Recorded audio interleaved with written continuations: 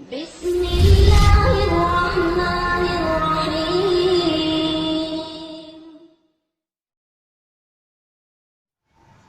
वालेकुम। मैं आपको अपने चैनल में खुशामदीद कहती हूँ और उम्मीद करती हूँ कि आप सब लोग खैरियत से होंगे।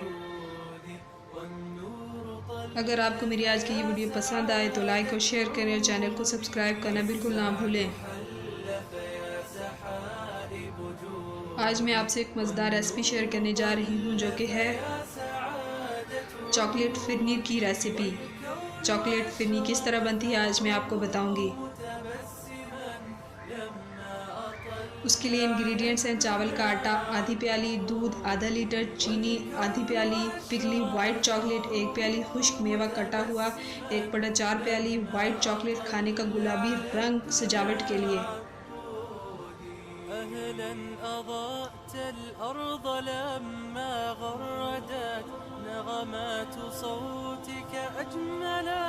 रेसिपी की डिटेल कुछ इस तरह से है। एक पैन में दूध गर्म करें और उसमें चीनी और चावल का आटा डालकर पकाएं। हल्की आंच पर पकाते रहें जब तक फिरनी गाढ़ी हो जाए। वाइट चॉकलेट और कटा खुश्क मेवा शामिल करके मज़ीद पकाएं। गिलास या प्यालों में निकाल कर फिरनी को ठंडा कर लें। गुलाबी रंग वाली वाइट चॉकलेट से सजाकर पेश करें।